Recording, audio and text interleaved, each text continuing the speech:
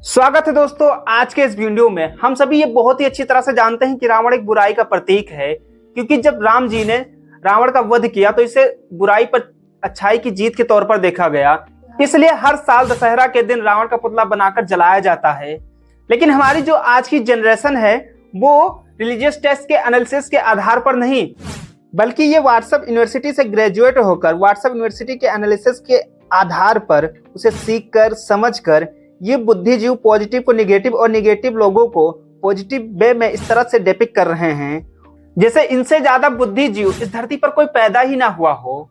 इन लोगों का माइंडसेट इतना घटिया है कि आज के समय में भी लोगों की आइडेंटिटी के बेस पर उसको जज करते हैं, ना कि उसके कर्मों के बेस पर। चाहे वो कितना ही बुरा क्यों ना हो, चाहे उसने कितने भी गलत काम क्यों ना किए हो, सीरियल रेपिस्ट हो, मर्डरर हो, इंटॉक्सिकेटेड हो, एरोगेंट हो, एविल माइंडेड हो या शॉर्ट टेम्पर्ड, हार्श हो। सोचने वाली बात है ना कि हम सिर्फ उसकी आइडेंटिटी को देखते हैं कि वो अच्छा इंसान है। क्यों? क्योंकि वो उसकी पूजा करता है जिसकी पूजा हम करते हैं। वो हमारी जाति का है, हमारे धर्म का है, दैट मीन्स कि वो अच्छा ही है, चाहे उसने कितने भी बुरे कर्म क्यों ना किए हों। तो चलिए आज के इस वीडियो के माध्यम से हम समझते हैं कि रावण एक बुराई का प्रतीक है या बहुत ही महान है। लोगों का मानना है कि रावण एक बहुत ही अच्छा राजा था, एक आदर्श भाई था, क्योंकि उसने अपनी बहन के अपमान का बदला लेने के लिए वो कदम उठाया जो उसके विनाश का कारण बनता है। लेकिन वास्तविकता तो कुछ और ही है। वाल्मीकि रामायण में कहीं भी कभी भी ऐसा मेंशन नहीं हुआ है कि रावण ने अपनी बहन के अपमान का बदला लेने के लिए सीता माता को किडनैप किया था। वाल्मीकि रामायण में बताया गया है कि जब सूर्पनखा अपने भाई से मिलने आती है तो ये कभी नहीं कहती कि भाई मेरे अपमान का बदला लो, बल्कि वो ये कहती है कि आज मैंने जंगल में स्त्री को देखा जो बहुत ही ज्यादा खूबसूरत थी, उससे ज्यादा खूबसूरत तीनों लोकों में और कोई नहीं है। भाई मेरा यकीन मानो, मैंने उसे लाने की कोशिश करी थी और उसे लाने की कोशिश में देखो लक्ष्मण ने मेरा क्या हाल कर दिया, उसने मेरी नाक काट दी।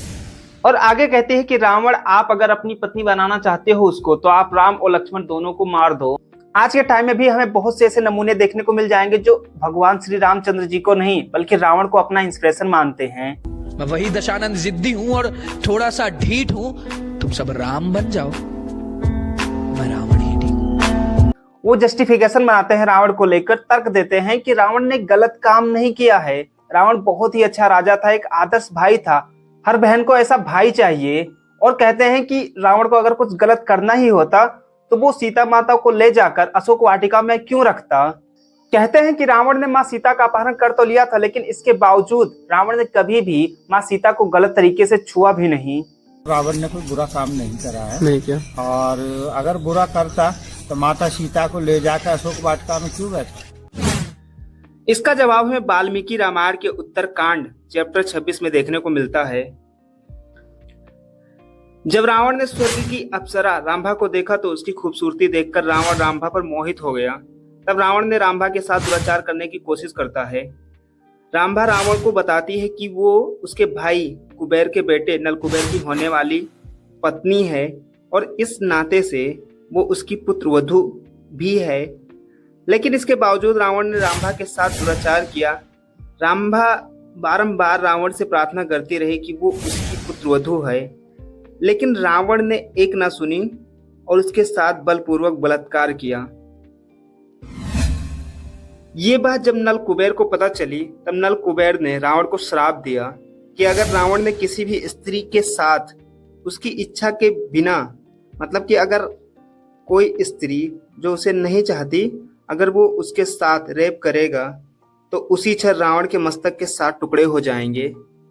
यही कारण था, इसलिए रावण माँ सीता के साथ दुराचार नहीं कर सका। रावण साम दाम दंड भेद हर तरह का प्रयास करता है माँ सीता के माइंडसेट को बदलने के लिए, लेकिन वो नाकाम रहता है। सबसे पहले रावण माँ सीता को समझाता है, फिर उसके बाद में उन्हें लालच दिखाता है कि तीनों लोकों में तुमसे ज्यादा खूबसूरत कोई नहीं और मुझसे ज्यादा बलशाली कोई नहीं, तुम बहुत ज्यादा खूबसूरत है, मैं तुमसे बहुत ज्यादा प्यार करता हूँ। इसके बाद भी माँ सीता का मन विचलित नहीं होता तो रावण उनको धमकाता है। इतना ही नहीं दोस्तों, इसके अलावा रावण माँ सीता से कहता है कि मैं तुम्हें अपनी पत्नी बनाना चाहता हूँ, तुम्हें मैं इस लंका की महारानी बना के रखूंगा। ऑलरेडी अशोक वाटिका में रखता भी है। फिर भी माँ सीता का मन विचलित नहीं होता, इसलिए रावण और भी तरकीबें अपनाता है। सुंदरकांड चैप्टर 22 श्लोक 8 और 9 में यह हमें दिखता है कि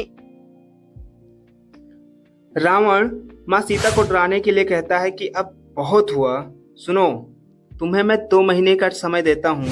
अगर इन 2 महीने के अंदर तुम मुझे अपने पति के रूप में स्वीकार नहीं करती तो मैं तुम्हें अपने किचन में भेज दूंगा और फिर तुम्हें पकाया जाएगा। पत्नी ना सही, कम से कम तुम मेरा नाश्ता तो बनोगी।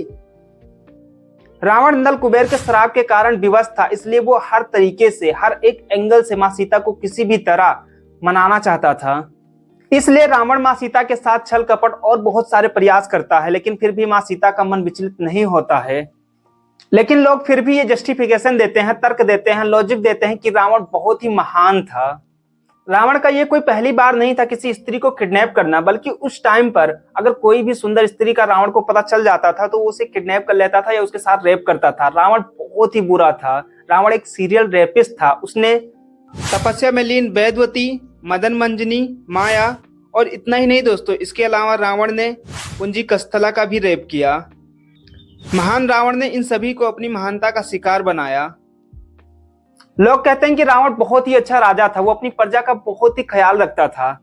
बट इन रियलिटी अगर हम वाल्मीकि रामायण में देखें तो ऐसा कुछ भी नहीं है जो वास्तव में सजेस्ट करता हो कि रावण एक अच्छा राजा था। विभीषण और अन्य तथ्यों को छोड़ भी दें तो उनके जो सबसे प्रिय थे उनके ही मुख से हम सुन सकते हैं वाल्मीकि रामायण में उन्होंने क्या कहा था। उसकी बहन सुबनखा और कुंभकर्ण भी कहते हैं कि वो एक बुराई का प्रतीक था, उससे बुरा कोई नहीं।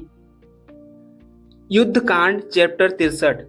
कुंभकर्ण रावण से कहता है कि हमारे चाहने वालों ने पहले ही हमें अवेयर किया था कि आप दुष्कर्म कर रहे हो, ये पाप है, लेकिन फिर भी आप नहीं माने और आपने पाप के रास्ते को ही चुना, इसलिए अब आपको भुगतना पड़ रहा है। हमारा पतन निश्चित है। हमारे कुल के विनाश का कारण रावण सिर्फ तुम ही हो। इतना ही नहीं दोस्तों, इसके अलावा अरण्यकांड चैप्टर 33 में भी सुबनखा रावण को क्रिटिसाइज करते हुए कहती है कि तुम एक ऐसे राजा हो जो जनता की सुनता नहीं है, अपने लोगों की, अपने देश की रक्षा नहीं कर सकता। तुम बस एक बेवकूफ हो, एक ऐसा बेवकूफ जिसके चारों ओर ये साधारण मिनिस्टर्स बैठे हुए हैं। रावण, तुम बस लालची और हवस की पुजारी हो। तुम बस गलत कर्मों से एडिक्टेड हो